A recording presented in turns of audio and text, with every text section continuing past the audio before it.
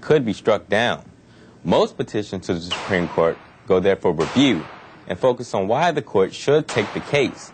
But the district petition is a bit different. It serves as more of a preview of its defense of the gun law and is supported by evidence about the rise in violence and the harm done to women, children, and police officers. And that's our news of the week.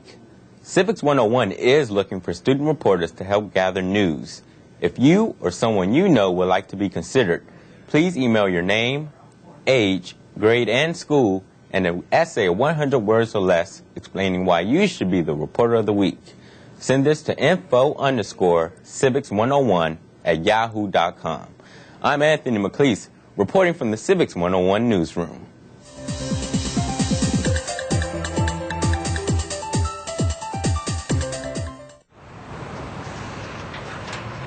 Oh, 先生你好，歡迎光臨，等等先。唔該晒。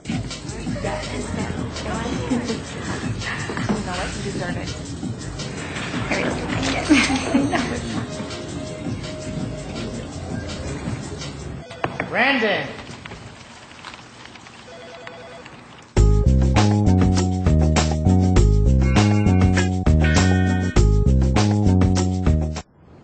They're kind of cool. Not really.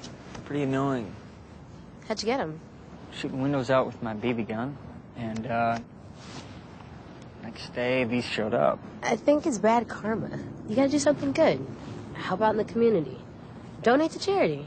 Just been real busy, you know? Yeah.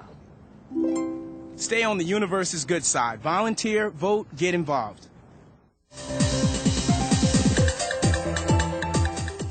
I'm Anthony McLeese with the Focus of the Week.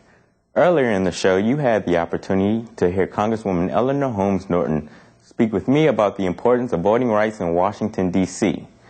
Like you, I sat, I listened, and I learned.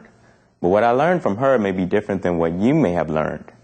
Besides the historical fight for rights to vote in D.C. that date back 200 years and the political satire that has been happening the past couple of years with Congress, I learned that denying someone, such as a resident in a city or town, the right to anything, especially voting, is like denying an individual bread and butter or shelter. Something as simple as voting that millions of people do every 4 years or so is fascinating to over 600,000 residents in a city that I'm sure, like your parents, pay taxes or have a brother or sister of yours fighting in the Iraq War. But yet, they are denied the privilege to voice their opinions through a simple piece of paper that gets dropped in a ballot box. Just so you understand, Congresswoman Eleanor Holmes Norton is more of an advisor to Congress, but has no actual vote in any type of legislation.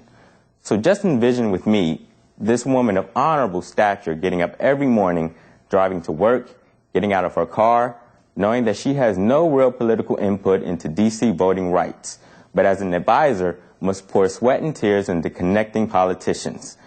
Washington, D.C. deserves a vote. D.C. residents deserve to be heard, and hopefully they are heard.